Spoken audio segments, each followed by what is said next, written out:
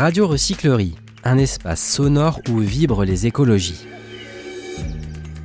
Et si les inégalités environnementales devenaient un ressort de mobilisation ? Dans leur livre Comment bifurquer, le sociologue Razmik Kecheyan et l'économiste Cédric Durand posent les piliers d'un programme de planification écologique, synonyme de progrès démocratique et de justice sociale. Qu'on l'appelle transition, rupture ou bifurcation écologique, le changement de société doit s'enclencher en profondeur pour faire face à l'emballement climatique et au mirage de la croissance verte. Alors l'impasse actuelle, quelle est-elle ? C'est une impasse du point de vue de la croissance et de son rapport à l'environnement. Ces deux auteurs s'appuient sur des expériences démocratiques et écologiques concrètes afin d'embarquer le plus grand nombre dans cette bifurcation. Si on arrive à convaincre ces classes populaires qu'elles sont en quelque sorte aux premières loges des effets catastrophiques du changement climatique, on pourra peut-être par là même trouver un ressort pour les faire adhérer à un projet de bifurcation écologique.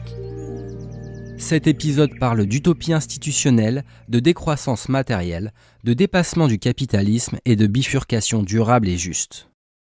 Bienvenue à toutes et tous, vous êtes à la Recyclerie. La Recyclerie, c'est un lieu qui existe depuis 2014. On fête nos 10 ans cette année, ça y est, on n'a plus de dents de lait et notre lieu a vocation à accompagner la transition écologique en proposant des façons heureuses de vivre et de penser une vie à l'intérieur des limites planétaires. On essaie de vraiment travailler sur les deux tableaux, vivre et penser. On n'essaye pas d'être exclusivement dans de l'éditorial et de la réflexion. On essaye aussi de proposer plein de choses qui sont très concrètes. On est donc un tiers-lieu avec de multiples usages, de multiples raisons de venir. Ici, vous pourrez trouver derrière vous un atelier de réparation qui vous permettra de réparer vous-même ou, si vous n'avez pas trop la main bricoleuse, de pouvoir faire appel à Mouloud, notre réparateur, et de pouvoir, en étant adhérent, ne payer que les pièces, parce qu'en fait, c'est l'activité de restauration ici qui finance le salaire de Mouloud et qui vous permettra de réparer un micro-ondes, une cafetière ou quoi que ce soit, et donc de faire allier fin du monde et fin du mois. Vous pourrez aussi déposer votre compost, vous pourriez faire des événements à notre potager pour apprendre et reconnecter avec le vivant et la culture de la terre. Vous pouvez assister à environ 300 événements par an, tous gratuits autour de la transition écologique et de la vie à l'intérieur des limites planétaires, parfois pour réfléchir, parfois pour agir, parfois pour simplement vivre. On a vraiment tout niveau de degré d'investissement. On travaille en piment, donc si vous voyez des événements à la Recyclerie, vous verrez qu'il y a des événements impimants, c'est de l'écologie toute douce. On a un marché de sable vintage, et ça pique pas et on fait de l'écologie sans s'en rendre compte. Et puis il y a des événements 3 piments.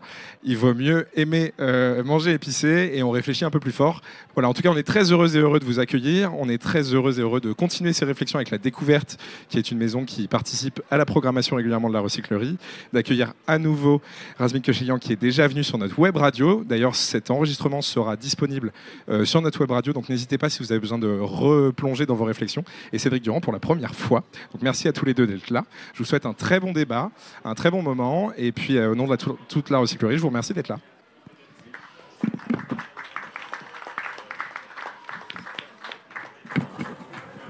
Bonsoir à toutes et tous, merci d'être là. En effet, on commence par un point plutôt de méthode ou presque d'épistémologie de la planification, puisque on est parti d'Eric Olin Wright, qui est un auteur qui est publié également aux éditions de la Découverte et qui a écrit il y a quelques années un ouvrage intitulé Utopie réelle. Et ce que dit Eric Olin Wright, donc vous trouverez cet ouvrage en traduction française, c'est que les sciences sociales qu'il appelle émancipatrices doivent se livrer à une description de la réalité sociale existante, mais pour y trouver les germes d'une émancipation. Et donc, il y a une double tâche qui est une tâche descriptive d'un côté et d'autre part une tâche plus utopique de projection dans un futur désirable qui est exactement la tâche des sciences sociales émancipatrices. Alors, il donne plein d'exemples. Il donne l'exemple de Wikipédia, par exemple. Il donne l'exemple d'entreprises récupérées, ce genre de choses, des coopératives, des exemples relativement classiques ou novateurs. Nous, on part de cette hypothèse-là, des utopies réelles, mais on change un peu l'échelle de la réflexion. En fait, ce que fait Eric Olin Wright, c'est s'intéresser à des échelles qui sont relativement micro-sociologiques ou micro-économiques. C'est très intéressant en soi, bien entendu, mais ça pose un problème qui est comment on passe du micro au macro. C'est-à-dire comment on conçoit des utopies qui ne soient pas seulement locales. Imaginons des ZAD, imaginons des AMAP, toutes sortes d'expériences qui sont intéressantes et qu'évidemment il faut développer, mais comment on pense la planification écologique à une échelle qui serait d'emblée macro. Donc ça, c'est une première révision qu'on fait au concept d'utopie réelle d'Eric Olin Wright. Il y en a une deuxième, c'est une dimension très fortement comparatiste dans notre approche. C'est-à-dire qu'on passe notre temps à nous référer à des expériences passées, présentes, françaises, étrangères, de la planification en régime capitaliste, aussi bien qu'en régime communiste ou non capitaliste, disons. Et donc cette dimension comparatiste, elle nous permet d'enrichir notre concept d'utopie institutionnelle. Ce problème des échelles, c'est un des problèmes centraux, je pense, du bouquin. Et peut-être que tu l'as ressenti à la lecture, ou les lecteurs et lectrices le ressentiront. Il nous semble que l'un des apports de ce concept de planification écologique, c'est d'essayer de poser le problème d'emblée aux échelles requises, qui sont des échelles macro où la transition va pouvoir avoir lieu. Ça renvoie en fait à toute une discussion qu'on a dans plusieurs des chapitres sous des aspects différents, qui est la dynamique de la décentralisation et de la recentralisation permanente, en quoi a consisté la planification écologique. En fait, il faut, pour planifier écologiquement, décentraliser dès que possible, autant que possible, mais il y a aussi dans la planification une notion de recentralisation, par exemple autour de la question des investissements écosocialistes dont parlera peut-être Cédric tout à l'heure, où discuter des investissements à large échelle, c'est à large échelle, ça ne peut pas être à l'échelle d'une AMAP ou à l'échelle d'une ZAD. Et donc les investissements, la discussion démocratique et écologique sur les investissements requis pour la bifurcation écologique, ça suppose une discussion de grande envergure, de grande ampleur, qui ne peut pas être seulement locale. D'où l'idée d'utopie institutionnelle, à la fois décrire le réel, mais à une échelle macro, et en même temps se projeter dans des utopies qui nous permettent de réfléchir à la manière dont on va faire bifurquer la société. Voilà quelques éléments de réponse pour entamer la discussion. Bonsoir à toutes et à tous. Un des éléments qui était très important pour nous, c'était d'essayer d'être réaliste, au maximum réaliste. On avait vraiment souci de prendre la période là où on était, de prendre les problèmes tels qu'ils se posaient de façon très, très concrète, très immédiate, et essayer de discuter le plus largement possible. On vient par nos travaux du secteur des pensées critiques, de l'économie marxiste, etc. Mais on voulait vraiment, avec ce livre, essayer d'élargir l'argumentation pour aller loin. Et un des points, effectivement, qui nous a aidé à faire ça, c'est cette méthode des utopies institutionnelles qui, justement, propose de trouver dans la société telle qu'elle est des points d'appui pour se déployer.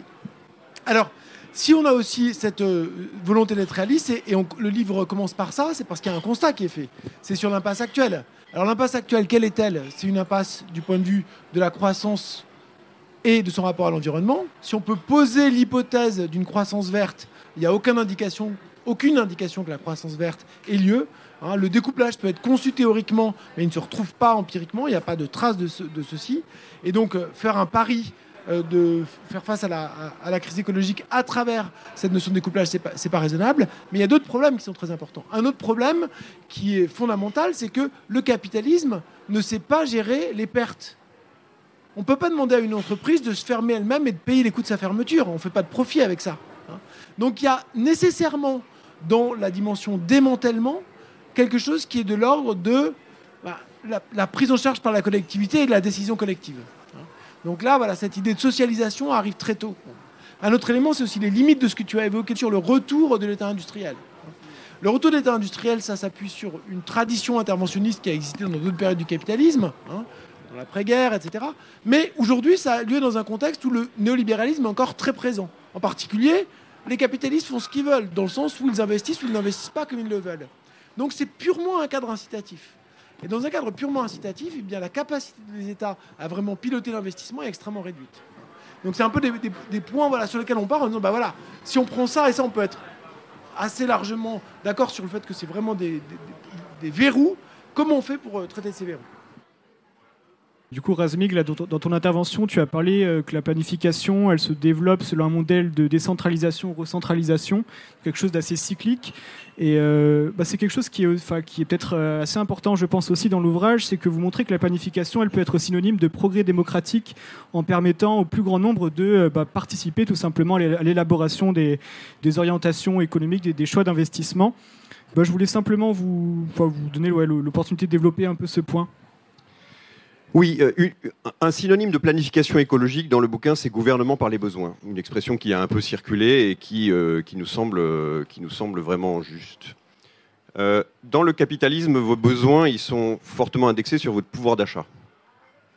Donc ils sont définis et satisfaits par le marché. Plus vous avez un pouvoir d'achat, plus vous allez pouvoir satisfaire des besoins nombreux, des besoins essentiels, mais aussi des besoins aliénants, polluants, etc. Et à l'inverse, si vous n'avez pas de pouvoir d'achat ou moins de pouvoir d'achat, vous allez pouvoir parfois même pas satisfaire des besoins qui sont essentiels.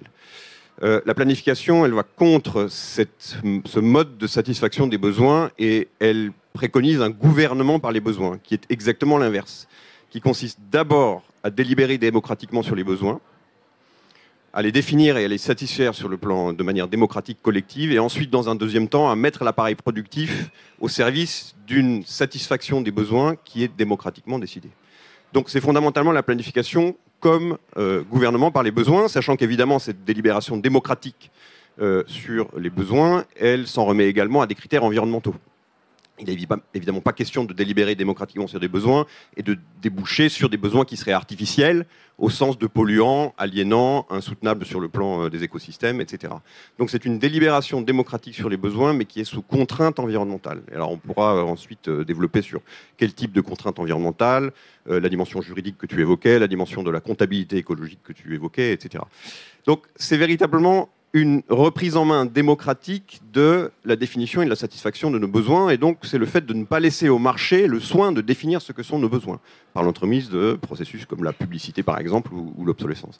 Et donc, véritablement, je pense qu'il y a un message dans le livre, et tu l'as dit, c'est que par l'entremise de la planification écologique, ce qu'on vise aussi, c'est un approfondissement des procédures démocratiques.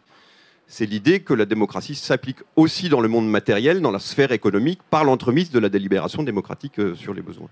Donc en fait, l'entrée par la planification nous permet d'une certaine façon de remettre en question à la fois les structures économiques fondamentales de nos sociétés capitalistes et aussi les structures institutionnelles, politiques de nos sociétés, les démocraties dites représentatives, en disant qu'on ne peut pas se satisfaire dans le cadre de la planification écologique des démocraties parlementaires telles qu'elles existent à l'heure actuelle, en d'autres termes, qu'il faut approfondir à la fois la qualité et l'envergure de la procédure démocratique pour y inclure des éléments de définition des besoins et pour se projeter vers, en effet, des formes de soutenabilité qui sont aussi toujours des formes de justice sociale. Ça, c'est un autre thème du bouquin sur lequel on reviendra, qui est l'idée selon laquelle il n'y aura pas de sobriété, il n'y aura pas de bifurcation écologique si cela n'est pas couplé immédiatement, dès le début, avec des enjeux de justice sociale.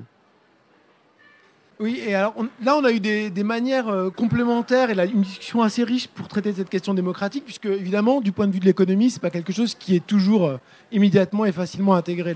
Le débat en économie sur la démocratie est quand même souvent un peu à la marge de la discussion dans la discipline. Donc ça a donné lieu à plusieurs choses dans le livre. D'abord une réflexion sur l'investissement et la démocratisation de l'investissement, et ensuite une réflexion plus générale sur le cycle de planification et les institutions de la démocratie, ce qu'on appelle la démocratie augmentée. Quel type d'institutions permettent justement de mettre en place ce processus de planification démocratique. Alors peut-être que je vais juste donner quelques éléments sur les débats concernant l'investissement. Et là, on s'est appuyé sur une longue tradition. Le point d'entrée de la discussion qu'on prend, c'est 1991, donc vraiment le point bas de la discussion sur la planification. Et Michel Husson, qui est un économiste que peut-être certains d'entre vous connaissent, qui est disparu il y a quelques années, a écrit un texte qui est un texte vraiment défensif. C'est 21 thèses sur la planification, mais où il essaie de dire en gros qu'est-ce qu'il faut retenir, qu'est-ce qui doit tenir dans ce moment d'hégémonie absolue de l'idéologie de marché, qu'est-ce qui tient du point de vue de la planification. Et ce qui met au centre de ça, il dit fondamentalement, c'est qu'aujourd'hui, c'est le filtre du profit qui décide de la manière dont nos sociétés se projettent dans le futur. Et c'est ça, en fait, la logique d'investissement par les entreprises, par le filtre du profit. Et il dit, c'est cette institution-là qu'il s'agit de remettre en cause et qu'il s'agit de démocratiser, c'est-à-dire de délibérer qualitativement sur les critères de l'investissement. Et donc c'est vraiment là-dessus qu'on repart. Alors là, ensuite, on avait plusieurs possibilités. Une des possibilités, ça aurait été d'aller dans les raffinements du modèle, comme on pouvait faire. On a décidé de ne pas faire ça, mais plutôt justement, conformément à la méthode évoquée précédemment, d'aller chercher des exemples de socialisation de l'investissement chez différents auteurs dans différents contextes. On parle de Keynes et de la Première Seconde Guerre mondiale. On va parler du développementalisme en Corée, sous un dictateur pro-capitaliste à fond, mais qui va en fait mettre en prison tous ces capitalistes pendant un mois pour leur dire, donc, soit vous planifiez comme c'est prévu, soit sinon on va saisir vos entreprises. Et qui va mettre en place une forme de socialisation par un État pro-capitaliste avec des formes de propriété privée, mais pendant un temps. On va évidemment parler de l'État développeur tel qu'il a existé en France dans l'après-Seconde Guerre mondiale, qui est un espèce d'État hybride, parce que c'est une concession de la bourgeoisie. En fait, ça peut être dit de cette façon-là. Et puis un autre État qui est aussi là, différemment, une absence de planification, alors qu'on avait un mouvement ouvrier extrêmement fort, qui était le cas de la Suède. Et où là, on a une forme de démocratie d'entreprise qui va très loin, mais où s'arrête la planification. Et à partir de ces différents paramètres, on dit, voilà, voilà le genre de dilemme qu'on a. Soit on a des dictatures qui planifient, soit on a eu de la démocratie économique, mais sans vraiment de planification, avec un marché qui reste, le cas de la Suède. Et puis on a le cas d'Allende, le modèle de planification qui a existé autour de ce qui s'appelle Cybersyn. Peut-être que le nom, vous l'avez déjà entendu. Il y avait cette idée d'une planification cybernétique qui était un peu utopique, mais il y a juste les prémices de cette planification qui ont été posées. Et donc là, on dit, voilà, là, il y a peut-être aussi quelque chose. Et donc voilà, de cette manière-là, on pose un peu des institutions qui permettraient de penser la planification.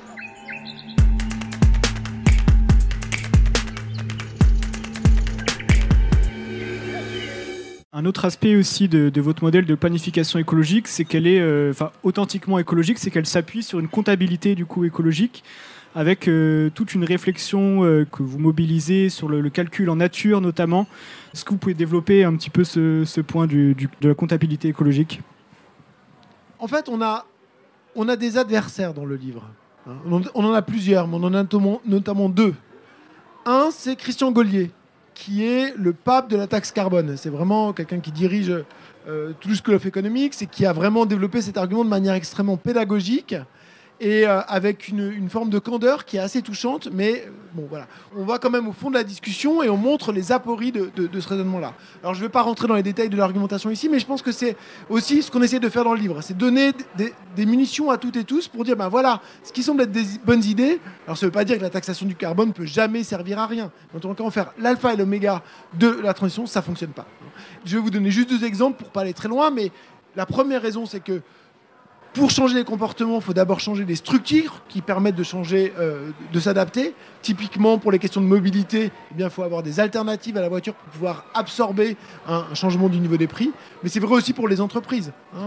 Les entreprises, elles fonctionnent avec un certain niveau des prix. Sinon, il se passe ce qui se passe en Allemagne. L'Allemagne est dans une grande crise industrielle aujourd'hui. Pour quelle raison ? Parce que le prix d'énergie a été brutalement renchéri. Et du coup, c'est la crise, c'est pas la transformation, si vous voulez. Bon, donc ça, c'est un des adversaires qu'on prend vraiment au sérieux. Gaulier, on n'est pas d'accord avec lui, mais on respecte sa volonté d'engager le débat démocratique sur cette question et on va au bout des arguments. Il y a un autre adversaire, alors il ne peut pas se défendre, c'est Hayek. Et puis on n'est pas les premiers à lui tomber dessus, mais vraiment on veut rendre justice à quelqu'un d'autre qui est plutôt là, un héros du livre, qui est Otto Neurath, et qui lui, très tôt, a pris très au sérieux Hayek, a admiré Hayek, a dit je vais prendre les arguments de Hayek, je vais aller au bout de Hayek et je vais aller plus loin que Hayek. Je vais aller plus loin que Hayek, c'est-à-dire, je vais reconnaître que Hayek a raison de dire qu'on ne peut pas tout comprendre du monde. On ne peut pas saisir la complexité du social dans sa totalité et de manière centrale le gérer. On ne peut pas saisir la totalité de la nature et la réifier dans des processus rationnels pour le gouverner. Ça, c'est un échec assuré, c'est une chimère. Et c'est dangereux.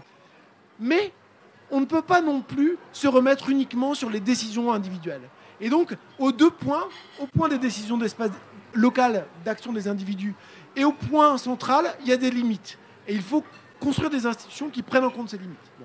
Et donc, ce que défendait Neurath, c'était l'idée d'une planification délibérative, avec donc des priorités qui seraient décidées démocratiquement, un peu ce qu'on a raconté précédemment. Il y avait plein d'innovations, c'est une personne super, Neurath, des idées vraiment, il se fatiguait lui-même à avoir autant d'idées.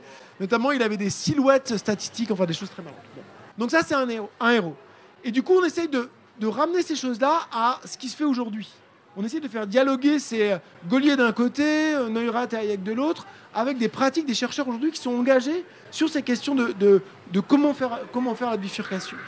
Et les gens qui réfléchissent, il y en a qui réfléchissent, à notre avis, dans le bon sens, et il y en a qui réfléchissent au contraire pour empêcher que ça aille mieux. Et ils réfléchissent sur le même terrain. Et un de ces terrains, c'est la comptabilité écologique. Et on discute à la fois au niveau macro et au niveau micro. Il y a vraiment 2 manières de voir les choses. Au niveau macro, on va avoir des gens qui vont nous dire qu'il faut comptabiliser les services que rend la nature. Et donc, une forêt, une rivière, ça rend service. Et donc, on peut mettre un prix là-dessus. Et si on l'abîme, on va perdre du capital. Mais ça veut dire qu'on peut comparer toutes les natures. Donc, à notre avis, c'est une aporie. Ça ne va pas. C'est pas à la hauteur. Et puis, on peut avoir quelqu'un d'autre, comme André Vanoli, qui était un comptable de l'INSEE, là aussi disparu récemment, qui défendait l'idée d'un inventaire permanent de la nature. Et c'est l'idée qu'au contraire, on compte en permanence la nature, et puis là, on compte ce que ça coûte de la préserver. On prend ça en compte dans l'activité, et on décide Comment on fait? On met les ressources nécessaires pour la préserver. Mais du coup, le postulat de départ, c'est respecter l'intégralité de la nature et des écosystèmes. Et on a aussi cette discussion au niveau des entreprises. Donc là, bon, je ne vais pas aller trop dans le détail, mais c'est pour vous donner un peu une idée du fait qu'on essaie de lier ces grands débats historiques ou ces grandes questions classiques avec des recherches plus appliquées qui se font aujourd'hui, à la fois au niveau de la comptabilité d'entreprise, de la comptabilité nationale. Peut-être juste pour prendre le relais. En fait, le sous-titre du bouquin, c'est les principes de la planification écologique. Donc, il est beaucoup question de principes, évidemment, dans cet ouvrage. C'est un ouvrage macro, il y a une dimension théorique. Mais on s'interroge aussi sur les traductions concrètes dans la vie quotidienne, y compris dans la vie des entreprises, des administrations, des individus, de ces principes. L'une des traductions, c'est la comptabilité écologique que vient d'évoquer Cédric. Une autre traduction qui est très différente en nature, mais qui est aussi une traduction concrète dans la vie quotidienne de ces principes, c'est le droit. C'est les constitutions. En fait, il y a une partie à la fin du livre qui porte sur un mouvement qui a cours depuis une vingtaine d'années, une trentaine d'années, dans le monde, qui est le mouvement qu'on appelle le constitutionnalisme vert. Et qui est une manière de faire entrer dans les constitutions les principes, non pas forcément de la planification écologique, mais en tout cas des critères environnementaux.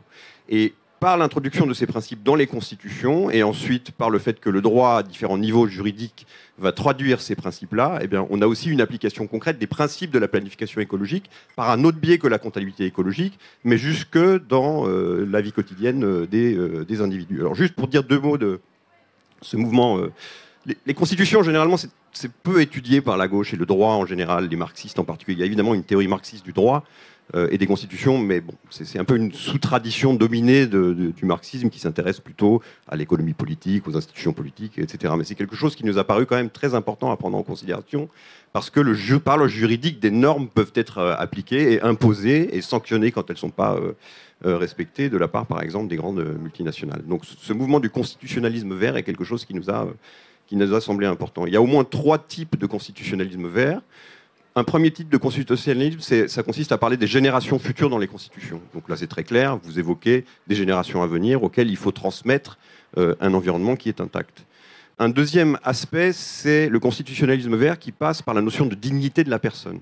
L'idée ici, elle est très simple et intéressante, c'est que la dignité de la personne suppose un environnement intact. En d'autres termes, la dignité de la personne est atteinte si l'environnement est trop dégradé.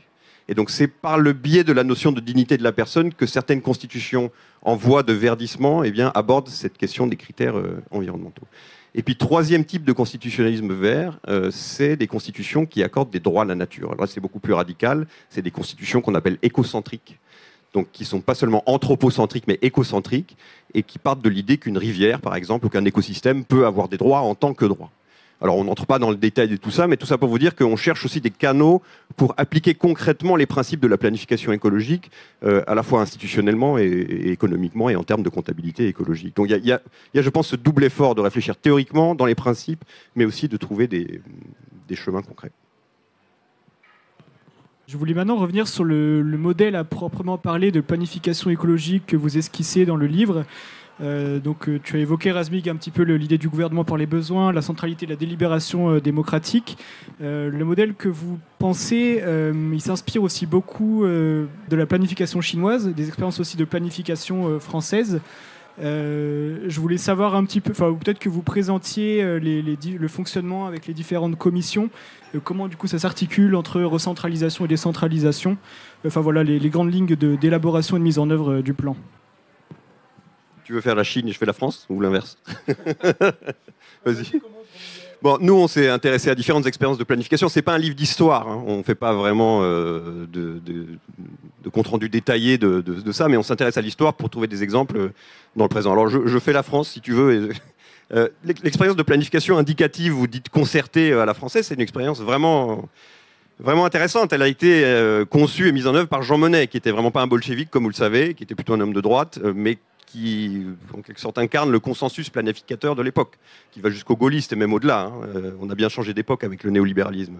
Donc Jean Monnet, il met en place la planification et il invente avec d'autres de ses collaborateurs une institution qui nous a beaucoup intéressés et dont on s'est inspiré. Cette institution, c'est les commissions de modernisation.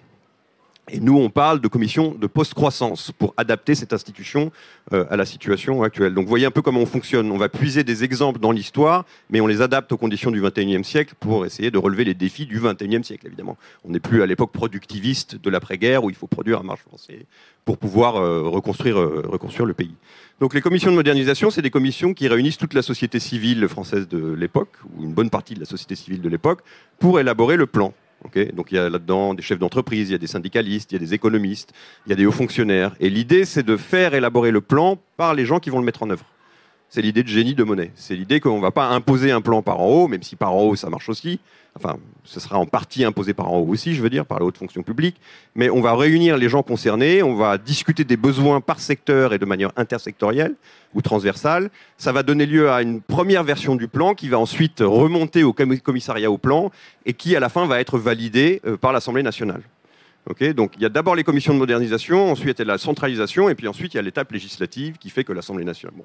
Et donc d'une certaine manière, c'est des cycles de planification dont l'ancrage est assez démocratique, quoi. Et alors, évidemment, le problème, c'est que c'est productiviste. Comme toutes les expériences de planification du XXe siècle, fondamentalement, il s'agit de produire à marche forcée, soit pour reconstruire le pays, soit pour créer une économie postcoloniale indépendante, soit, dans le cas de l'Union soviétique, pour rattraper les pays les plus développés. Notre défi aujourd'hui, c'est d'utiliser des institutions comme ces commissions de modernisation, mais à des fins de décroissance matérielle ou de post-croissance, c'est-à-dire en rompant avec la centralité du PIB et de sa croissance dans l'organisation de nos économies. Et donc c'est pour ça qu'on parle de commission de post-croissance. Il nous semble que cette première phase très démocratique d'appel à la société civile pour élaborer la première version du plan, quitte ensuite évidemment à la modifier, est une manière très intéressante et inclusive et non dictatoriale, évidemment, d'opérer. Évidemment, tout ça se fait sous contrainte environnementale, comme toujours, on l'a dit à plusieurs reprises. Il ne s'agit pas du tout que, évidemment, ces plans débouchent sur des mesures qui ne sont pas soutenables, qui sont aliénantes, qui sont polluantes, qui ne sont pas compatibles avec les écosystèmes. Ça renvoie à ce que je disais sur les constitutions et sur le droit. Les constitutions et le droit renferment des critères environnementaux dans le cadre desquels ces commissions de post-croissance vont pouvoir opérer, élaborer le plan jusqu'à validation par l'Assemblée nationale. Donc vous voyez que la question démocratique est fondamentalement remise en question par la planification écologique. En fait, on parle de démocratie dans le bouquin, quasiment dans tous les chapitres, parce que fondamentalement, la planification, c'est quelque chose qui doit nous entraîner à remettre en question le fonctionnement des démocraties parlementaires bien malades auxquelles on a affaire à l'heure actuelle. Donc voilà, donc cet exemple de la planification indicative à la française nous semble vraiment porteur d'éléments importants. Encore une fois, c'est pas que de la décentralisation, c'est pas que un appel à la société civile. Il y a un élément de centralisation à un moment donné, parce qu'évidemment, il faut trancher des désaccords, parce qu'il faut décider dans quoi on va investir et qu'on ne peut pas investir dans tout, etc. Donc il y a bien ce double mouvement de décentralisation et de recentralisation qui est cycliquement mis en œuvre dans la dizaine ou la douzaine de plans français jusque dans les années 90, je crois. Oui, il y a aussi un autre élément qui est important dans la tension. Il y a une tension dans la démocratie dans son rapport à la planification. D'un côté, c'est un élargissement de la démocratie, et c'est tout ce qu'on a discuté, dans le sens où on met à portée des citoyens, de la société civile, des objets de décision qui actuellement sont monopolisés par les investisseurs. Donc fondamentalement, là, il y a un élargissement de la démocratie. Mais il y a aussi une forme de contrainte sur la démocratie, qui est que la planification, c'est quelque chose qui projette dans le temps, et dans le temps long, qui engage dans la durée. Et c'est aussi ça le rôle que jouent les règles constitutionnelles. C'est l'idée de se donner collectivement un cadre qui nous permet d'exister sur le temps long, de ne pas être dans des décisions de court terme. Voilà. Donc de réinscrire le temps long dans la politique, c'est aussi quelque chose qui a été perdu, on s'en rend compte, je pense, toutes et tous, dans la manière de vivre la politique aujourd'hui. Et la planification, dans ce sens-là, c'est aussi redonner ce sens du temps long. Alors il y a un autre point qui me semble très important, c'est le rapport à l'expérience chinoise. L'expérience chinoise, qu'est-ce que c'est ? C'est pour nous un peu ce qu'était pour Gramsci les États-Unis. C'est un truc qui est inévitable. C'est là, c'est gigantesque, c'est extraordinaire, ça change la face du monde, c'est inédit. Bon. Et on ne peut pas le pas regarder, on ne peut pas s'interroger sur ce qui s'est passé. Et on ne peut pas, en particulier, s'interroger dessus lorsqu'on travaille sur les questions de planification écologique, sachant qu'il reste des institutions planificatrices dans l'économie chinoise aujourd'hui, même si c'est évidemment une économie capitaliste, etc. Et en particulier, le point qui nous a intéressés, c'était d'essayer de comprendre quelle était la caractéristique particulière du mode de pilotage de l'économie chinoise qui avait donné lieu à cette trajectoire, ce succès extraordinaire en comparaison internationale. Et la caractéristique singulière, c'est quoi? C'est en fait l'expérimentation. C'est l'expérimentation. C'est le fait qu'il y avait certes un plan avec des objectifs, mais qu'il y a un mouvement permanent d'expérimentation, de bilan et de diffusion des expérimentations. Alors ça se fait dans une manière qui ne convient pas forcément, même dans beaucoup de cas, de manière pas désirable. On connaît l'impact environnemental du développement chinois, évidemment. On connaît le caractère brutal de la mise au travail dans les usines dortoirs. On connaît... Bon, toutes ces choses-là sont vraies. Mais le point qui nous intéresse, c'est pas ça. Le point qui nous intéresse, c'est de se dire comment on fait lorsqu'on a certains objectifs pour les atteindre sans faire des erreurs sur lesquelles on ne peut pas revenir en arrière. Eh bien, le moyen de limiter la casse, de donner de la flexibilité, de permettre de l'innovation, c'est d'avoir des objectifs, mais d'avoir aussi plusieurs espaces d'expérimentation en parallèle et de faire des bilans. Et cette idée d'expérimentation est au cœur aussi du livre.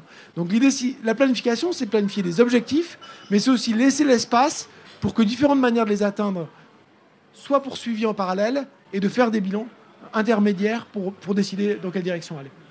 Et donc ça, c'est un des points qui pour nous est très important. Quand on parle aussi de bifurcation écologique, il y a une question qui est très sensible politiquement, c'est de réfléchir à la sortie du consumérisme, donc à la décroissance, disons, des désirs matériels aussi des citoyens. Et vous l'abordez de façon originale, cette question-là de l'évolution des modes de vie, avec plusieurs exemples et plusieurs réflexions, notamment sur les services publics, donc, qui participeraient à redéfinir les besoins, également sur les formes de consommation collective et d'implication dans les choix de production des entreprises, des consommateurs, donc avec cette histoire avec l'application Pinduoduo. Je trouve ça assez intéressant, notamment parce que vous défendez plutôt une vision optimiste en fait, du progrès technique, contrairement à ce qu'on peut, pas sur tous les aspects bien sûr, mais contrairement à ce qu'on peut entendre souvent dans les milieux écologistes où c'est plutôt le pessimisme qui domine. Voilà, donc je voulais vous interroger là-dessus. Alors c'était un gros sujet. Ça, s'il y a eu un gros sujet dans le livre, c'était bien la technologie, le rapport aux technologies et comment équilibrer évidemment la conscience qu'on avait de leur caractère en partie aliénant et en grande partie aussi destructeur de l'environnement. Et les données qui s'accumulent sur l'impact du numérique ne vont que renforcer cet argument-là. Et d'un autre côté, l'argument qui est aussi un argument très important en faveur de la planification, qui est de dire qu'on dispose aujourd'hui de nouveaux moyens de connaissance et que ces nouveaux moyens de connaissance nous permettent, en tant qu'espèce, en tant que société, d'être plus conscients de notre rapport les uns aux autres et notre rapport à la nature. Et donc, comment tenir ces deux bouts-là ensemble?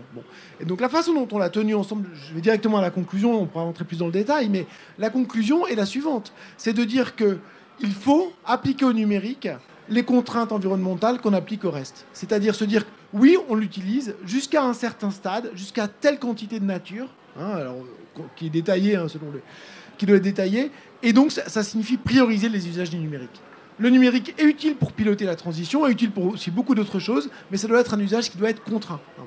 Et d'ailleurs, c'est pas quelque chose qui est complètement en fait original. On a déjà eu des gouvernements qui sont intervenus pour contraindre les usages du numérique, pour prioriser les usages du numérique. Au moment de la pandémie de Covid-19, eh bien, il y a eu un accord entre Netflix et l'Union européenne pour que Netflix réduise la vitesse de circulation sur sa bande passante pour que le télétravail puisse se développer. Eh bien, ce type de réflexion sur la priorisation des usages numériques pour faire face à des ressources qui doivent être cantonnées, contingentées, avec une logique de rationnement, eh bien, c'est un peu le point d'équilibre auquel on est arrivé.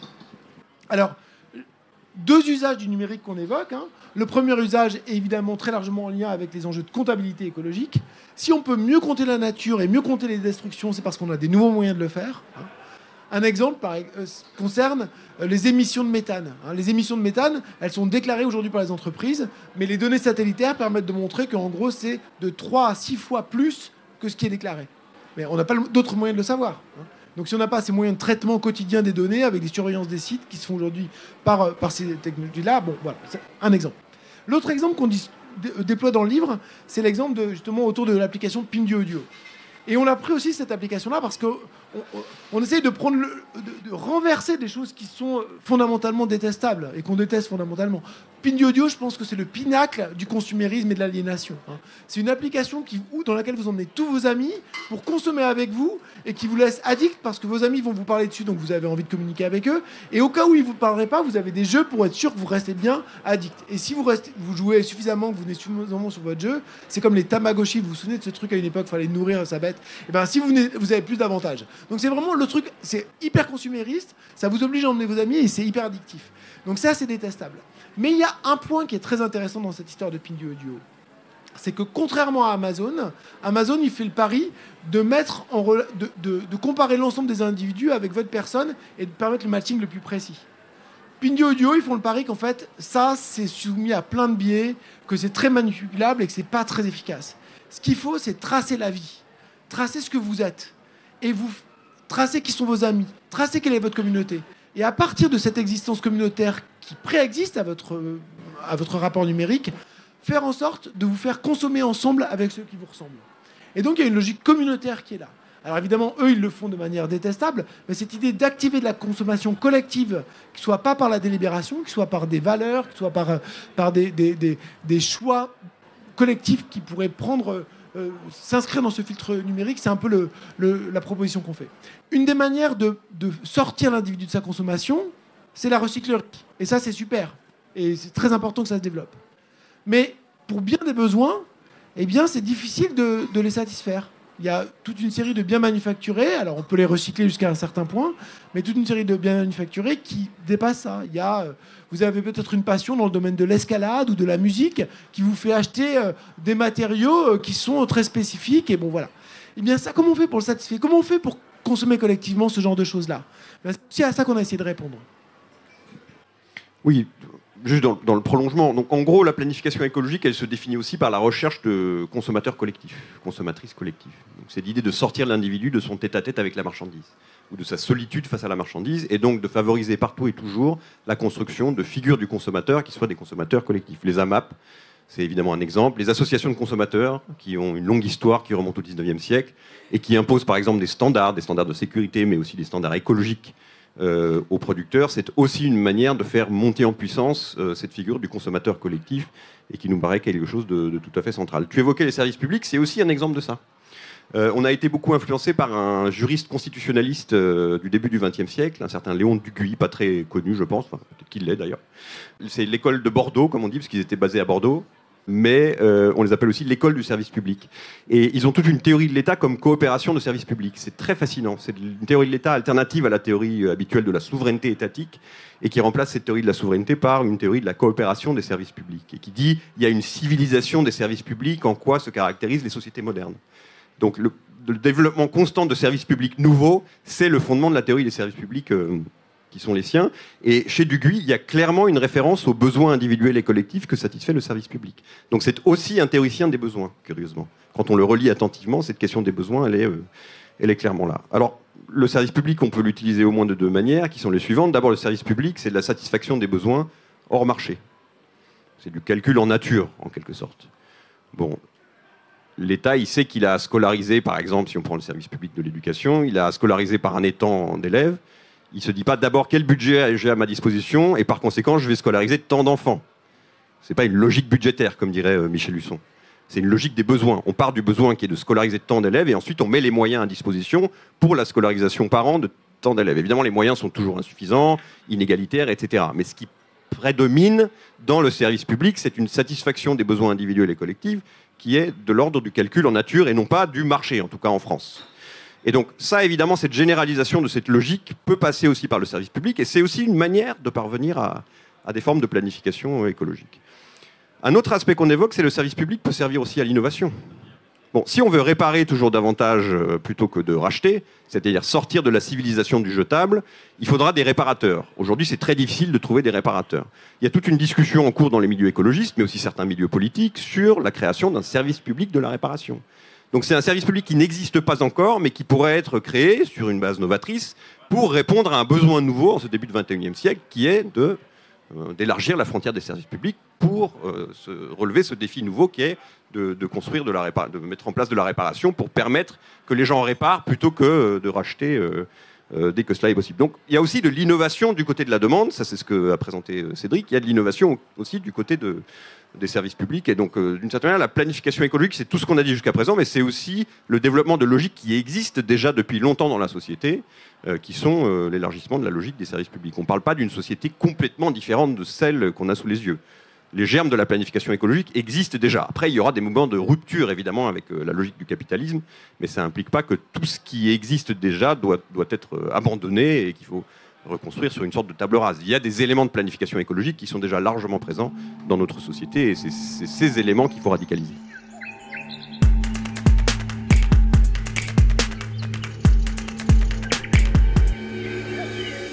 Du coup, la dernière question, je voulais aller un peu sur la question à 1000 euros, comme on dit, c'est celle de comment on peut intégrer la planification écologique dans un programme politique plus général, programme pour être élu éventuellement au niveau national. Donc, comment on peut arriver à présenter ça sous un jour qui soit efficace tout simplement électoralement, enfin non seulement pour des électeurs, mais aussi du point de vue de la personne qui se présente tout simplement. Enfin, c'est tout simplement compliqué, de mon point de vue, d'être élu en promettant des choses sur lesquelles on n'est pas tout à fait responsable. Évidemment, on n'a pas de réponse toute faite là-dessus. Hein. On n'est pas des stratèges électoraux, on n'est pas... On aborde la question dans la conclusion, en disant la clé, c'est qu'il faut un bloc social écologique. Et la théorie qu'on mobilise de manière très succincte, c'est celle de Palombarini et Amable, sur les différents blocs sociaux. Et on pense qu'il est possible de faire émerger un bloc social de ce type-là. Alors, dans le livre, on ne fait pas le travail. On avait prévu de faire ce travail-là, et puis c'était trop de choses, ça allait trop loin, de regarder un peu quels sont les différents leviers qu'on peut avoir. Par exemple, une des choses qu'on sait, c'est que sur les questions de carbone, en particulier, un certain nombre de travaux montrent qu'il y a une dimension transclasse dans les clivages. C'est-à-dire qu'il y a des capitalistes qui sont très pro-carbone et d'autres qui sont très capitalisme vert, et il y a des classes populaires qui sont très liées au secteur carboné et d'autres qui le sont moins. Mais la répartition n'est pas égale. Il y a une espèce de biais qui fait que le poids du carbone est plus important du côté des capitalistes qu'il ne serait du côté des salariés. Le problème, c'est comment on fait pour construire faire bouger les lignes à partir de ce clivage-là. Donc ça, c'est une des questions qui est posée dans la littérature, sur laquelle on ne creuse pas, mais où il faut travailler. La petite conclusion qu'on tire, c'est si on a un schéma vraiment brutal, pas du tout en nuances, on peut dire qu'on imagine que la société est divisée en 3 blocs. Et on reprend là les travaux de Duminel-Lévy autour de 3 blocs. Il y a en gros les financiers qui ont des revenus financiers, c'est des rentiers. Il y a les cadres du public et du privé qui organisent, ont des salaires élevés, des modes de vie confortables. Et puis, il y a les classes populaires ouvriers, employés, précaires, etc. Comment se positionnent ces 3 groupes par rapport à la transition ? La réalité, c'est que c'est très compliqué. Vous m'avez bien compris, je l'ai dit avant. Mais là, je ne vais pas être compliqué. On va dire de façon simple. De façon simple, les classes dominantes ont beaucoup à perdre dans la transition écologique. Pourquoi ? Parce que le capital est massivement investi dans des secteurs qui vont devoir être détruits. Et où non seulement on ne va pas faire de profit, mais on va même désactiver des choses sur lesquelles il était prévu de faire des profits. Donc vraiment, il y a des pertes sèches qui vont être massives. Et donc ça, c'est une force de mobilisation extraordinaire. Il n'y a pas de mystère derrière la mobilisation de l'extrême droite aujourd'hui. Il y a aussi une partie de ces secteurs-là qui sont associés à ce capitalisme carbone. Bon. Par contre, du point de vue de leur propre mode d'existence, ce sont les groupes sociaux qui sont le plus à même de se protéger de ça. On a quasiment la situation opposée du côté des classes populaires. Du côté des classes populaires, il y a très peu de moyens de se protéger des dégâts du réchauffement climatique ou de la crise écologique plus généralement. On sait qu'il y a des discriminations qui surajoutent dans cette logique-là. Et pourtant, simultanément, ce sont aussi les couches qui sont les plus exposées au coût de la transition, en termes de problèmes de compétences, de reconfiguration de l'emploi, etc. Et donc là, il y a vraiment un verrou. Et puis au milieu, il y a les cadres qui, en gros, peuvent quand même se protéger au coût d'ajustement, et par ailleurs, ont une visibilité et une perspective d'action qui est la plus grande. Donc du coup, quelle est la seule configuration qui permettrait la transition ? C'est une alliance entre les organisateurs et les classes populaires. Ça veut dire que l'idée que la bifurcation écologique doit être sociale, c'est pas seulement un point de vue normatif sur le fait que c'est juste, c'est aussi un point de vue réaliste. il n'y a pas de coalition qui existe qui permette la bifurcation écologique si elle n'a pas un contenu qui donne les garanties aux classes populaires qu'elles ne vont pas y perdre. Et donc ça, c'est l'hypothèse sur laquelle on ouvre un peu le livre, mais c'est un verrou, quoi.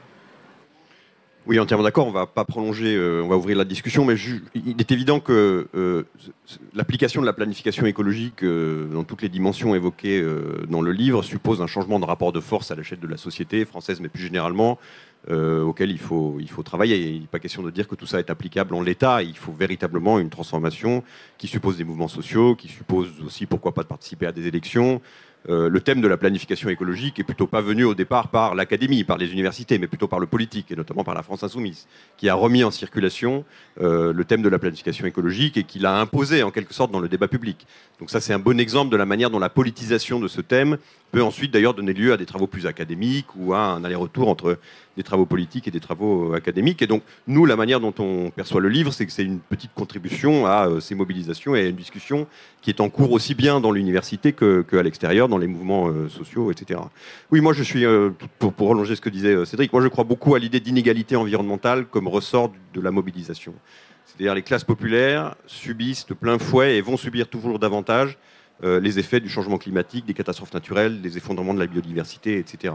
Et donc si on arrive à convaincre ces classes populaires qu'elles sont en quelque sorte aux premières loges des effets catastrophiques du changement climatique, on pourra peut-être par là même trouver un ressort pour les faire adhérer à un projet de bifurcation écologique qui est exactement...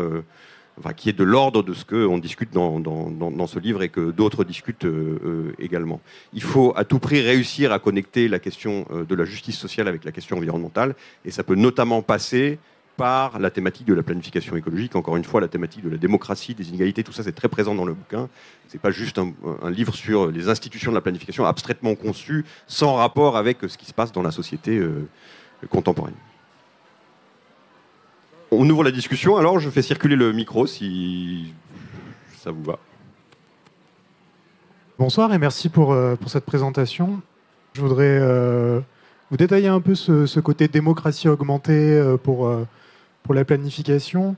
La démocratie représentative a beaucoup de défauts et il y a pas mal de chercheurs qui ont développé effectivement des idées de démocratie alternative ou démocratie augmentée. Alors, vous parlez tout à l'heure de Jean Monnet, mais il y a un autre Monnet, Éric Monnet, qui parlait du Conseil européen du crédit pour démocratiser la Banque centrale, ce genre de choses. Moi, je m'interroge sur ce concept. Il y en a d'autres qui travaillent dessus et qui le promeuvent. J'ai pas d'idée fixe là-dessus, hein, c'est vraiment pour prolonger la réflexion. Mais si je prends la chose de manière un peu caricaturale, si parmi vos syndicalistes... on a un conseil avec des syndicalistes, des économistes, des hauts fonctionnaires, etc. Parmi vos syndicalistes, vos représentants, c'est la FNSEA qui représente le monde agricole. Parmi vos économistes, c'est Philippe Aghion et Jean Tirole. Et les hauts fonctionnaires, c'est ceux de Bercy qu'on apprécie beaucoup. Voilà, est-ce que votre planification, de manière dont elle sera pilotée, ce sera souhaitable, désirable? Donc comment on fait pour avoir vraiment un côté démocratique, mais pluraliste, etc. Très bien. Bon, merci. Une question un peu dans le prolongement de la précédente. La dimension environnementale dans l'institution de planification, elle viendra d'où? D'où est-ce que viendra la norme environnementale? Est-ce qu'elle est aussi associée à un processus délibératif ou est-ce que là, il y a une dimension plus autoritaire en mode tels sont les faits, on a tel budget carbone, je ne sais pas. Donc d'où vient la dimension environnementale dans cette planification écologique? Oui. En fait, c'est pareil, c'était une intervention sur la continuité de la première intervention à propos du règne des experts potentiels avec la mise en place d'indicateurs, d'objectifs qui doivent être précis pour planifier et comment, oui, ça se goupille avec le besoin démocratique. Merci. Oui, merci beaucoup pour votre présentation, votre bouquin. Alors, moi, je fais beaucoup d'escalade, donc je me sens très concernée. Et je suis allée m'acheter un nouveau baudrier il n'y a pas longtemps. Et puis, il y avait une autre personne qui cherchait un baudrier fabriqué en France. Et bien, il disait, il n'y en a pas qui sont fabriqués en France. Et donc ça me mène à une question d'échelle que vous avez peut-être mentionné. C'est peut-être à ça que vous avez fait référence au début, mais de l'économie qui est extrêmement aujourd'hui mondialisée. Je pense toujours, dans le cadre de ces débats-là, à un artiste qui s'appelle Thomas Twain, et qui a essayé de faire un grille-pain lui-même. Et bon, c'est devenu un objet artistiquement très intéressant, mais qui ne fonctionne pas comme grille-pain. Donc bon, peut-être moi je peux m'en passer d'un grille-pain, mais pas de mon baudrier. Et qu'est-ce que ça veut dire au niveau de la transition? Est-ce que ça veut dire que tout le monde, tous les États, doivent tout d'un coup entrer dans la même direction, quoi? Parce que au final, c'est un peu, moi j'en viens toujours un peu à cette conclusion-là, c'est que tout le monde doit aller dans le même sens pour après avoir des échanges même de matières premières entre les différents pays. J'avais une question très liée à l'actualité aussi. En fait, on se dit l'Europe, c'est un peu le pionnier, le leader par rapport à toutes ces normes environnementales. Mais par rapport à votre idée de démocratie et de repenser les besoins, comment on fait dans l'Union européenne quand on n'a pas une Union européenne politique, mais qui est basée sur l'économie, et où finalement il y a certains domaines dans lesquels c'est l'Union européenne qui va pouvoir trancher et qui ne va pas laisser les États avoir cette liberté d'avoir ce débat démocratique pour pouvoir mettre en place des expérimentations ou des planifications qui iraient dans le sens que les Français souhaitent. Peut-être que c'est pas mal déjà. Merci beaucoup. Super question. Alors, on va vous décevoir. Hein. Je pense que c'est à peu près sûr. Mais quelques éléments. Alors, d'abord, sur la dimension technique, démocratie, en gros, expert go home. Hein. Ça, c'est, il y a cette idée que, en fait, fondamentalement, il y a dans le processus de planification quelque chose qui est hostile à la pratique quotidienne, parce que ça implique une forme d'éloignement, de prise en compte à distance. Et Neurath n'était absolument pas naïf là-dessus.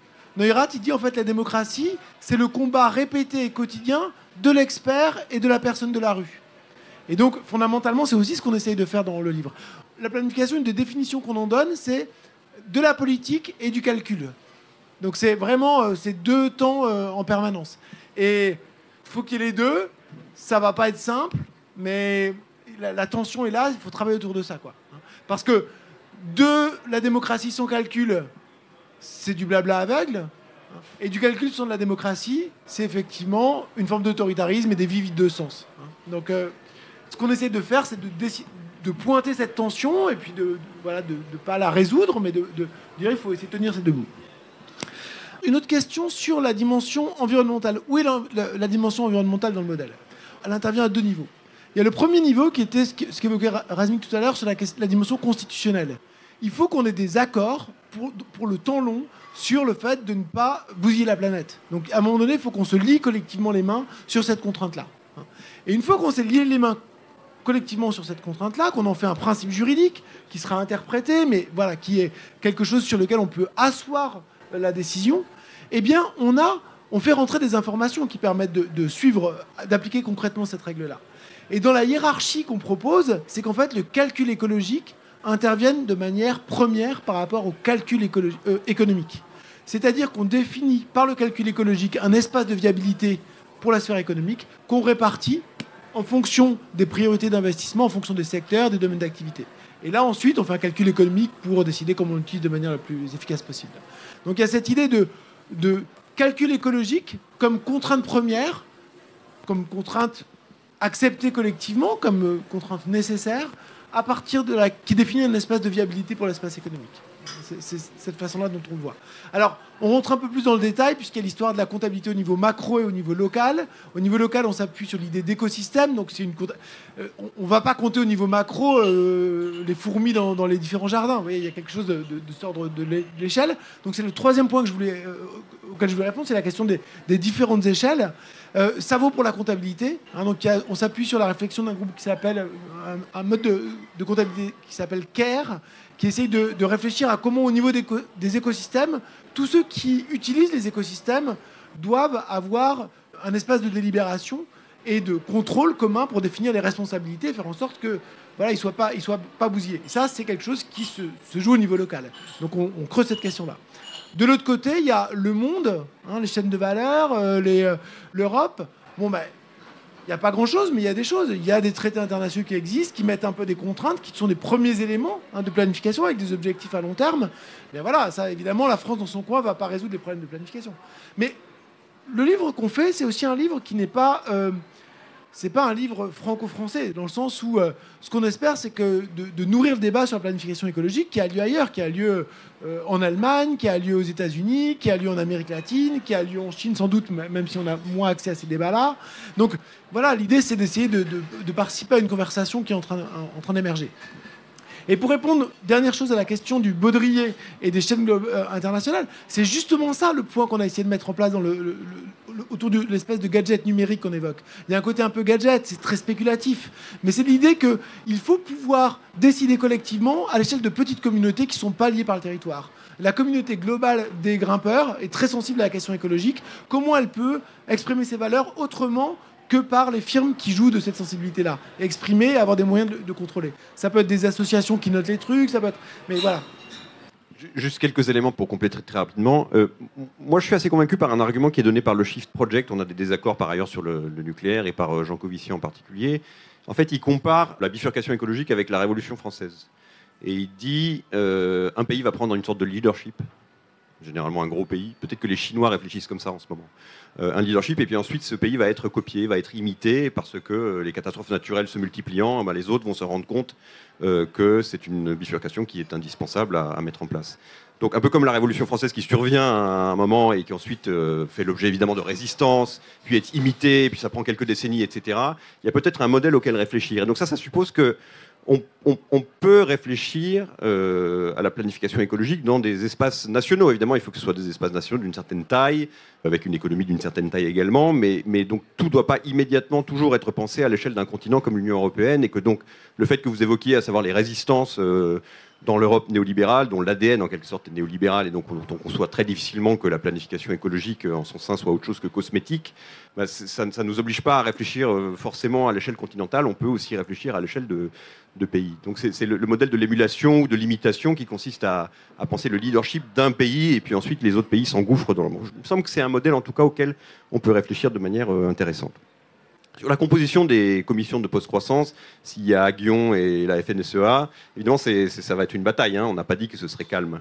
On n'a pas dit que ce ne serait pas une dispute et un débat. Et que, bon. Donc, il est évident d'abord que les mouvements sociaux eux-mêmes seraient invités à ces commissions de post-croissance, avec leurs arguments, avec leurs rapports de force. Il est évident que ces commissions de post-croissance, ce serait aussi... les délibérations prendraient place sous la pression des mouvements sociaux, d'une certaine manière. On peut souhaiter, évidemment, c'est ce que je disais tout à l'heure, il faut un rapport de force politique où il y ait des mouvements sociaux qui s'expriment et qui font une pression, qui exercent une pression sur ces commissions de post-croissance. S'il n'y a pas les mouvements sociaux, tout ce qu'on a dit là, on peut l'oublier d'une certaine manière, parce que le rapport de force politique, on ne l'aura pas. Tout ça, c'est pas vraiment à froid. Alors, c'est difficilement d'imaginer qu'à froid, demain, on va commencer à faire tout ça et que le préalable ne soit pas une montée en puissance des mobilisations collectives, les marches climat, etc. Voilà, donc on n'est pas seulement dans le design institutionnel à froid. On est aussi, on n'est pas non plus dans le processus révolutionnaire de type révolution russe ou ce genre de choses. On est quelque part entre les deux, quoi. Et donc dans ces commissions de post-croissance, il n'y aura pas que la FNSEA et Philippe Aguillon. Il y aura toutes sortes d'autres gens dont on est plus proche. Et par ailleurs, pour revenir à l'affaire du droit et des constitutions, et ce sera sous contrainte environnementale, sous contrainte juridique environnementale. Et donc ça suppose que ces commissions ne seront pas entièrement souveraines.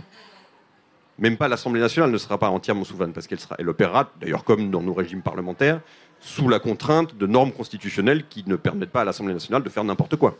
Ça, c'est déjà ce qui se passe dans les démocraties parlementaires. Et donc nous, on ajoute à ça une forte dimension environnementale. Sur les normes environnementales, il y a un truc qu'on ne fait pas dans le bouquin, enfin on le fait indirectement, mais c'est penser à la place des scientifiques dans tout ça. Dominique Bourg, par exemple, le penseur de l'écologie, il a cette idée qui est l'Assemblée du futur, vous en avez peut-être entendu parler, qui est une troisième chambre qui viendrait compléter le Sénat et l'Assemblée nationale. Pour lui, dans l'Assemblée du futur, il y a une portion, je crois que c'est un tiers, de représentants qui sont issus des milieux scientifiques et qui ont voix au chapitre via cette Assemblée du futur en tant que scientifiques. Ils ne sont pas élus, mais ils sont désignés par leurs collègues au titre de compétences qu'ils ont en climatologie, géologie, biologie, etc. Et donc il a vraiment institutionnalisé la place des scientifiques dans une assemblée qui vient compléter le dispositif de la Ve République. Nous, on n'a pas vraiment été sur ce terrain-là, même si la science, elle est quand même présente via la comptabilité écologique. Elle est présente, mais c'est la science plutôt que les scientifiques, si tu vois la différence. Ça rebondit un petit peu sur ce qui vient d'être dit, mais si on envisage l'hypothèse d'une mise en œuvre de la bifurcation dans un pays ou dans une région du monde, est-ce que selon vous, ça peut fonctionner ou pas? Et si oui, est-ce que c'est viable longtemps? Dans un pays ou dans un seul pays ou dans une seule région du monde, sans que la bifurcation soit par ailleurs mise en œuvre tout de suite dans le reste du monde. Comment vous envisagez cette situation? Parce qu'il est quand même peu probable que la bifurcation se mette en œuvre tout de suite partout. Donc comment vous envisagez cette discordance entre des endroits où elle serait mise en place et des endroits où elle ne serait pas mise en place, et avec des réactions qu'on peut imaginer? Plutôt une question sur la démarche de la construction de la discussion. Vous avez fait une présentation brève sur la perspective méthodologique, c'est-à-dire reprendre la réalité et reprendre à partir d'une perspective émancipatrice. Et à partir de là, récupérer un ensemble d'expériences internationales et françaises sur la planification. Donc, il me semble que la motivation, quand vous deux, on reprend ces expériences, c'était surtout autour de la dimension économique, productive et de consommation. Tandis que, dans une perspective de la planification écologique, le territoire, c'est un élément central. Et dans cette perspective-là, il y a une large tradition de la planification urbaine. C'est-à-dire, la planification urbaine, elle apporte un ensemble de possibilités, d'expériences, soit françaises, soit internationales. D'abord, sur la discussion du rapport décentralisation-centralisation, c'est une question clé dans la configuration du plan. Et ça pose la question aussi de la démocratie, c'est-à-dire la confection du plan urbain, un ensemble d'expériences, pose toujours la question de comment confectionner les plans, c'est-à-dire la démocratie consultative, la démocratie délibérative, donc là, la question classique. Donc, d'abord, il y a un constitutionnalisme urbain, comme vous avez dit, c'était très important pour définir des principes pour la planification urbaine. Donc la question que je pose, pourquoi la planification urbaine qui se remet à la dimension territoriale, qui se remet à une question des services, des équipements collectifs très importantes dans le dessin de la planification urbaine, elle est exempte de la construction même de la démarche que vous proposez. Deuxième question très très simple. Du point de vue politique, vous avez fait beaucoup de références, mais je pose la question d'une façon brutale. La bifurcation et la planification écologique, ça se pose dans un projet d'un réformisme radical ou ça se pose dans un projet révolutionnaire, c'est-à-dire de rupture avec le capitalisme? Bonsoir, merci pour votre présentation. Je suis utilisatrice de la recyclerie et pas économiste, donc mes questions sont peut-être plus basiques.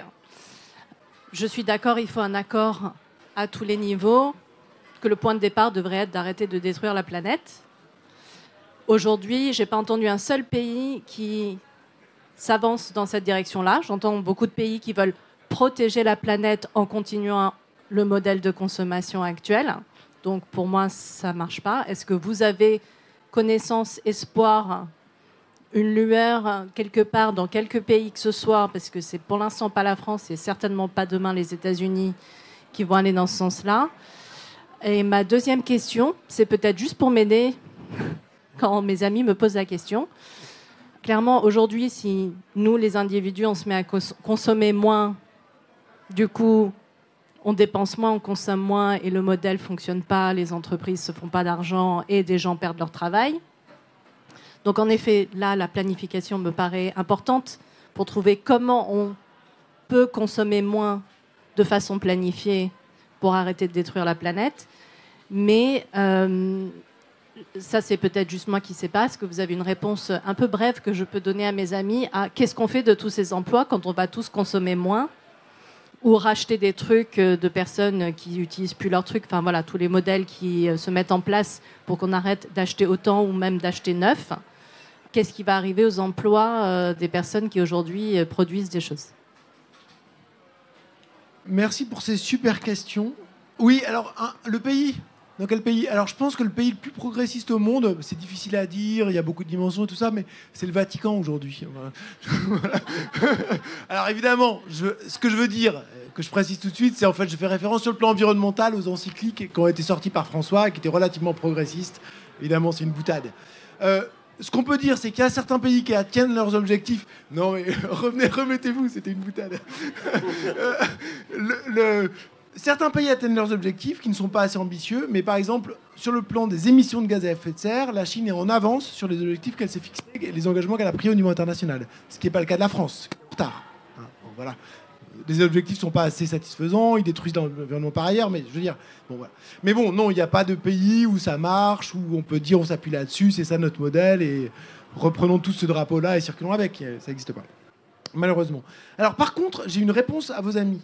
Le problème qu'on va avoir si on s'engage sérieusement comme on devrait le faire dans la bifurcation écologique, c'est pas d'avoir plein de personnes qui sauront pas quoi faire parce qu'on consommera moins, c'est de pas avoir assez de travail par rapport à la rémunération qu'on va pouvoir donner. Parce qu'en fait, il y a beaucoup de travail à faire. C'est-à-dire qu'en même temps, il va falloir fermer plein de trucs. C'est plein de boulot de fermer des trucs et ça rapporte absolument rien. Et donc ces gens-là, comment on va faire pour les payer eux, ils vont produire des choses qui vont être utiles mais qui ne se consomment pas, qui pèsent sur la consommation. C'est le désinvestissement, ça coûte autant que l'investissement et ça rapporte rien. Donc c'est vraiment un gros problème. Et en même temps, il va falloir beaucoup travailler pour justement changer les infrastructures, avoir de nouveaux dispositifs. Donc le vrai problème, c'est pas le problème du chômage. Le problème, ça va être d'une compression de la consommation au niveau agrégé pour pouvoir assumer les coûts à la fois des investissements dans les choses qui sont nécessaires et le coût qui est un coût brut de démanteler ce qui doit être enlevé. Donc ça, c'est vraiment un des points aussi qu'on soulève dans le livre, qui est à mon avis un point très important, qui est aussi une des raisons clés pour lesquelles la question de la justice est essentielle. Parce que si on peut se mobiliser pour une cause, y compris dans un contexte professionnel, de travail, si on peut redonner du sens au travail que l'on a réalisé collectivement en tant que société, ça peut être un ressort. Mais bon, quand même, il va falloir que les inégalités soient beaucoup moindres pour que ce soit acceptable. Donc ça, c'est, je pense, un élément de réponse qui est important. Sur la dimension, un seul pays, c'est ambivalent. Parce qu'en fait, en tous les cas, le pari que font beaucoup, en tout cas que fait la Chine, et tu as fait allusion tout à l'heure, Razmig, c'est qu'en étant en avance sur une série, la dimension de décarbonation, ils sont en train de définir les nouveaux standards pour ce que vont être les biens dans la période qui vient. Et que donc, le pays qui bifurque le premier est finalement celui qui va s'exporter. Que ce soit politiquement, on évoquait le modèle de la Révolution française, mais c'est aussi vrai pour les technologies, les savoir-faire, etc. Donc l'idée que la bifurcation soit purement quelque chose qui nous isolerait, qui nous rendrait moins compétitifs et qui serait... C'est vraiment à courte vue. C'est vraiment à courte vue. Je pense pas qu'il y ait... je pense vraiment qu'il y a plutôt une tendance... Il peut y avoir aussi une division du monde autour de ça. Ça peut être aussi un autre scénario. Mais l'idée d'un isolement, j'y crois pas. Je pense qu'il y aura un effet de diffusion sur ceux qui sont les plus créatifs assez fort. Je crois que je vais m'arrêter là. Évidemment, je n'ai pas répondu à tout. Si je voulais vous répondre quelque chose tout à l'heure sur la FNSEA, parce qu'évidemment, c'est agaçant. Alors, il y a deux réponses à ça. Le premier, c'est que c'est le problème de la démocratie. C'est que des fois, on n'est pas d'accord avec les décisions prises démocratiquement. Bon, voilà. Mais il y a un deuxième élément peut-être plus original, c'est de dire que le pari que l'on fait, c'est que s'il y a une densification de la décision, il y aura une densification aussi de l'intelligence collective. C'est que le cadre démocratique est quelque chose qui change, qui en ressort. L'expérience de l'Assemblée du climat, là, qui avait été mise en place par Macron, qui a donné des conclusions qui l'ont mis en porte-à-faux, est un bon exemple de ça. C'est que si on a quelque chose une densification de la discussion, eh bien les arguments des uns et des autres n'ont pas le même poids que dans des trucs à courte vue médiés par de l'information en continu. Juste deux éléments. D'abord, sur la planification urbaine, c'est clairement pas un sujet sur lequel on s'étend, à tort, parce que la planification écologique, sur le plan historique, je pense que le concept apparaît dans les études urbaines. Et donc, mais c'est simplement un problème lié à nos compétences respectives en tant qu'économistes et sociologues. On n'est pas des spécialistes des questions urbaines, mais il est clair que la question que vous soulevez est une question absolument centrale de comment on planifie dans des contextes urbains, l'accès aux services, etc. Il y a un élément qui va un peu dans cette direction-là, c'est la discussion qu'on a sur ce qu'on appelle le fédéralisme écologique. Donc le modèle qu'on propose, c'est le fédéralisme écologique. Et le fédéralisme, l'une des raisons qui nous attire vers le fédéralisme, c'est que c'est un système institutionnel extrêmement souple à la base, qui permet de penser la multiplication des expériences à la base, et puis ensuite, il y a cette dynamique de recentralisation que j'évoquais. On peut très bien imaginer, par exemple, que des ZAD aient la place pour faire de l'expérimentation, et qu'ensuite, des expériences qui sont faites dans ce contexte-là remonte par le biais, par exemple, de la commune, ou par le biais, par exemple, du département, ou par le biais d'une instance de planification quelconque, vers le sommet, et que donc des expérimentations locales de ce type, ou territoriales, pourquoi pas dans un contexte urbain, remontent vers le sommet. Donc via le fédéralisme, la question des territoires est quand même largement présente, parce que le fédéralisme est un système institutionnel où la souveraineté est ancrée territorialement à une échelle relativement basse, quoi, et donc potentiellement aussi à l'échelle des villes. Mais ce n'est pas un thème qu'on développe dans sa composante fondamentalement urbaine. Est-ce qu'on est des réformistes ou des révolutionnaires ? Tout ce qu'on évoque là, il est possible de le mettre en œuvre dès maintenant, moyennant évidemment les rapports de force politiques, mais tout ça converge aussi vers un dépassement du capitalisme. Donc c'est une sorte de programme de transition au sens de Léon Trotsky, s'il y a parmi vous des connaisseurs, qui consiste à partir de l'existant, avoir des mesures transitoires, et ces mesures transitoires, d'une certaine manière, par leur radicalité même, par le fait que ça agrège aussi des coalitions d'acteurs sociaux, va vers des formes de dépassement de la propriété privée, c'est-à-dire vers des formes de propriété collective, de propriété commune, etc. Donc l'horizon est clairement ce qu'on appelait autrefois le socialisme et qu'on appellerait aujourd'hui l'écosocialisme.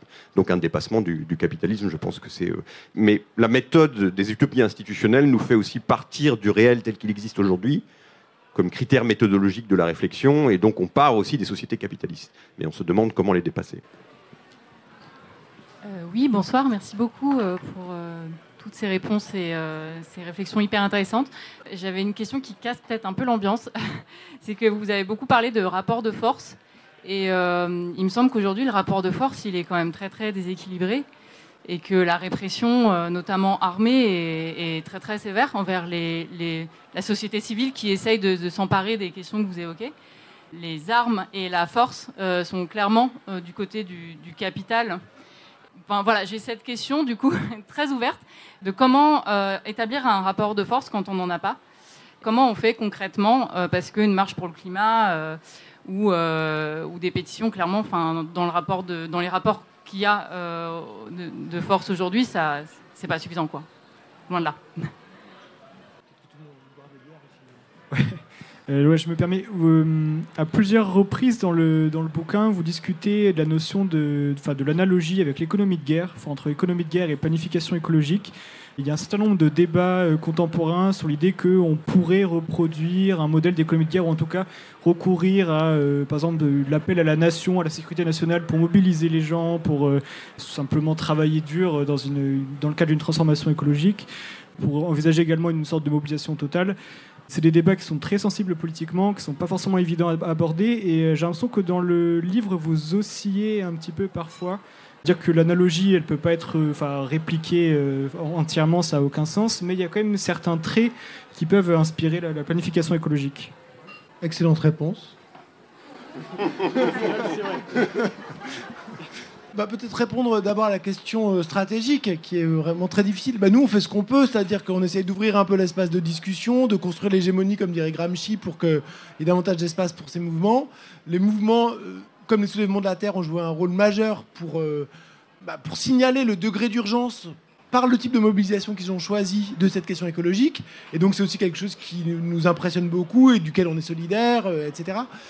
Ensuite, on n'a pas de solution tactique extraordinaire. Enfin, je veux dire, même on n'a même pas vraiment, on n'a pas travaillé dessus aussi. C'est ça, on n'a pas vraiment réfléchi à cette question-là. Mais évidemment, c'est une question essentielle. Moi, je serais un tout petit peu moins pessimiste que vous sur la question du rapport de force. Je pense que la manière dont le rapport de force est médié par la police, par la répression de l'État, etc., est extrêmement brutale. Mais le rapport de force idéologique, et en particulier si on regarde selon les territoires, si on regarde dans les grandes villes, donc c'est quand même les gens qui ont le plus d'argent, le plus de capital symbolique, etc., les causes qui sont défendues ont un espace qui n'est pas du tout marginal. Alors, il y a une répression d'État qui est très forte, mais il y a quand même des espaces qui sont très larges. Donc, voilà, les choses sont en tout cas, sont en mouvement. Je veux dire, c'est pas du tout figé. Mais bon, c'est dur. Là, je nie pas... Moi, je suis aussi... je suis raisonnablement optimiste, je ne suis pas raisonnablement pessimiste. Je pense qu'on a quand même en France, contrairement à d'autres pays d'ailleurs, un rapport de force qui n'est pas négligeable. Il y a des mobilisations collectives très régulières, radicales. Il y a une expression électorale de ces mobilisations aussi.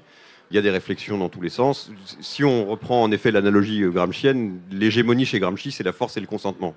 Et ce qu'il dit, c'est que quand le consentement vient à diminuer, la force augmente. Mais donc c'est bien que le consentement diminue. Et donc ça, c'est plutôt un bon signe. Évidemment, la répression, elle est dure, il n'y a aucun doute là-dessus, la répression policière. Ça signifie que d'une certaine manière, dans le contexte de cette crise d'hégémonie qu'on traverse, il y a des ouvertures qui vont être possibles. Et disons, les mobilisations collectives, c'est une chose, parler à la raison des gens, c'est autre chose. Et la réflexion sur la planification écologique, qui consiste à essayer d'esquisser les contours d'un monde futur possible, partant du monde actuel, mais allant vers un au-delà du capitalisme, je pense que c'est quelque chose d'absolument essentiel. Donc la discussion programmatique, la discussion sur les théories, la discussion sur les concepts, c'est très important. Y compris de les vulgariser, de les rendre accessibles au plus grand nombre. Et c'est un élément fondamental du rapport de force. Il faut convaincre, en d'autres termes. Et je pense que la discussion sur la planification écologique, elle vise aussi à convaincre. Donc moi, je ne serais pas aussi pessimiste. Je pense que le fait que la force s'exerce de plus en plus brutalement par la police, c'est la mesure de l'absence grandissante de consentement de la population à cet ordre social. Ce qui va nous aider aussi tragiquement, c'est la multiplication des catastrophes naturelles, des canicules, etc. Et qui va probablement aider aussi à une certaine prise de conscience et à la recherche d'alternatives au système existant. Économie de guerre. Ah oui, économie de guerre. Alors vas-y, t'es pour ou contre ? Je suis contre l'économie de guerre si on ne sent pas. Et les guerres, bien sûr. Mais l'analogie, en fait, elle tient en partie, en partie non. En fait, le contexte de la discussion a été aussi celui d'écologie de guerre qui avait été mobilisé par Pierre Charbonnier au moment de la guerre entre l'attaque de l'Ukraine par la Russie. Et à ce moment-là, il y avait un peu cette idée qu'on allait faire d'une pierre deux coups. On n'avait plus de gaz russe et en même temps on avait une dictature en face. Donc c'était super parce qu'on allait pouvoir, à travers cette mobilisation guerrière pour la démocratie, en même temps apprendre à se passer du gaz et faire l'effort qu'on n'arrivait pas à se faire autrement. Et ça, on a dit que ça tient pas. Ça tient pas. Pourquoi ? Parce que d'abord, le gaz russe est plus écologique que le gaz américain de la liberté qui est en train d'arriver à la place, et qu'on a réinvesti 2 fois plus dans des nouvelles infrastructures qui vont mettre des décennies à être amorties. Donc il y a une espèce d'effet absolument contradictoire. Et puis l'autre effet, c'est que c'est la logique du choc. C'est la logique du choc et pas une logique qui a permis justement le processus de délibération, d'adaptation, et une espèce de défaite qui est au cœur de ça, quoi. Bon, il y a un autre problème, c'est que nous, on appelle de nos voeux une bifurcation basée sur une mobilisation démocratique. L'économie de guerre, c'est le contraire. On suspend toutes les libertés pour mener la guerre, y compris dans le domaine économique. Et donc ça va pas. Donc vraiment, ça, c'est un deuxième. Par contre, là où il y a un élément, à mon avis, de rapprochement, c'est l'élément de rapprochement concernant le coût consenti ou accepté, ou en tout cas infligé, en tout cas que la population doit accepter, entre le court terme et le moyen long terme. Ce que j'évoquais tout à l'heure en réponse à votre question sur le travail, c'est vraiment ça, c'est que le coût de la transition est considérable. Le grand mensonge, c'est de dire qu'on va pouvoir, que ça va bien se passer tranquillement, que c'est pas quelque chose de majeur. Non, il y a un coût qui est vraiment très important. Et donc dans ce contexte-là, la mobilisation démocratique, idéologique, politique est importante pour voir au-delà du court terme et donc voir collectivement. La planification, c'est aussi, Florence Janicatrice qui disait ça, c'est une manière de se projeter ensemble dans le futur. Et donc, cette dimension-là de regarder au-delà du court terme est effectivement un élément d'analogie avec une guerre, puisque dans une guerre, il y a effectivement une communauté qui à un moment donné, se projette au-delà du court terme. Merci beaucoup. Merci pour ces questions. Merci Étienne d'avoir introduit, d'avoir été là. Merci d'avoir écouté cet épisode jusqu'au bout. Pour soutenir Radio Recyclerie, vous pouvez partager l'émission autour de vous, l'évaluer positivement et vous abonner au podcast. Radio Recyclerie met en ondes les foisonnantes discussions enregistrées à la Recyclerie, un tiers-lieu engagé situé porte de Clignancourt à Paris. Venez-y pour prolonger les conversations et faire vibrer les écologies.